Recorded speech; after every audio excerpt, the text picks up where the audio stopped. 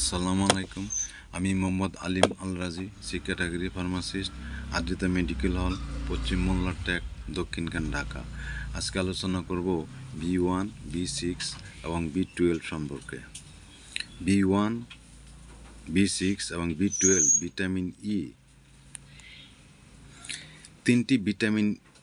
তিনটি vitamin E B complex গ্রুপের অংশ এবং শরীরের স্নায়ু, রক্ত ও শক্তি উৎপাদন ব্যবস্থায় গুরুত্বপূর্ণ ভূমিকা পালন করে। নিম্নে বিস্তারিতভাবে আলোচনা করা হলো। B1, thymine. কাজ: কার্বোহাইড্রেটকে শক্তিতে রূপান্তর করে, স্নায়ুতন্ত্রের স্বাভাবিক কার্যকারিতা বজায় রাখে, মস্তিষ্ক ও পেশির সঠিক কাজের জন্য প্রয়োজন। ঘাটতির লক্ষণ: দুর্বলতা, ক্লান্তি, মনোযোগহীনতা, মেমোরি লস, বেরি রোগ, পেশি দুর্বলতা, হৃদযন্ত্রের সমস্যা। ওয়ার্নিকিস এনসেফালোপ্যাথি, মস্তিষ্কের সমস্যা, বিশেষ করে অ্যালকোহলিকদের মধ্যে। উৎস: বাদাম, দানা, শস্য, ভিটামিন বি সমৃদ্ধ খাবার, মাংস, ডিম, দুধ, সবুজ। B6, pyridoxine. কাজ: অ্যামাইনো অ্যাসিড ও প্রোটিন বিপাকে সহায়তা করে। নিউরোট্রান্সমিটার যেমন সেরোটোনিন, ডোপামিন তৈরিতে সহায়তা করে। হিমোগ্লোবিন উৎপাদন। ঘাটতির লক্ষণ: বিষণ্ণতা, উদ্বিগ্নতা, মুড সুইং, স্নায়বিক সমস্যা, ঝিমঝিম, অবসতা। ত্বকে ফুসফুরি বা ফাটা ধরা, মুখে ঘা বা জ্বালা। উৎস: মুরগির মাংস, মাছ, কলা, আলু, দুধ, ডিম। B12, cobalamin. কাজ: লাল রক্তকণিকা তৈরি, ডিএনএ গঠন ও স্নায়ুতন্ত্রের স্বাস্থ্য রক্ষা। হোমোসিস্টেইন মাত্রা নিয়ন্ত্রণ করে, হৃদরোগের ঝুঁকি কমায়।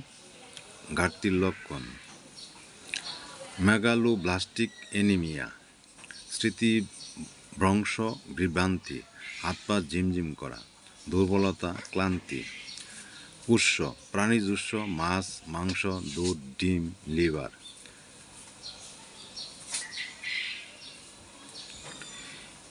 B1, B6 এবং B12 একত্রে কেন ব্যবহার?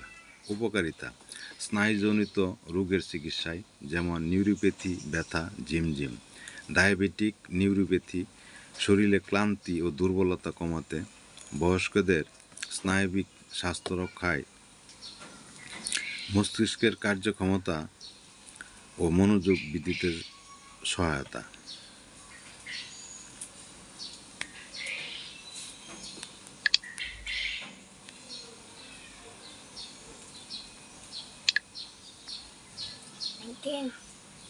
সতর্কতা: অতিরিক্ত মাত্রা সেবন করলে, বিশেষ করে B6-এর বেশি ডোজ দীর্ঘদিন গ্রহণে স্নায়ু সমস্যা হতে পারে।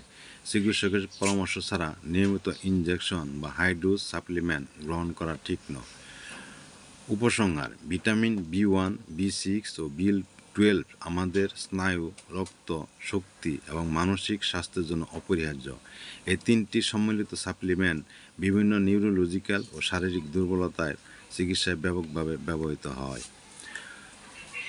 বিশেষ সতর্কতা: চিকিৎসকের পরামর্শ ব্যতীত কোনো ওষুধ সেবন করবেন না।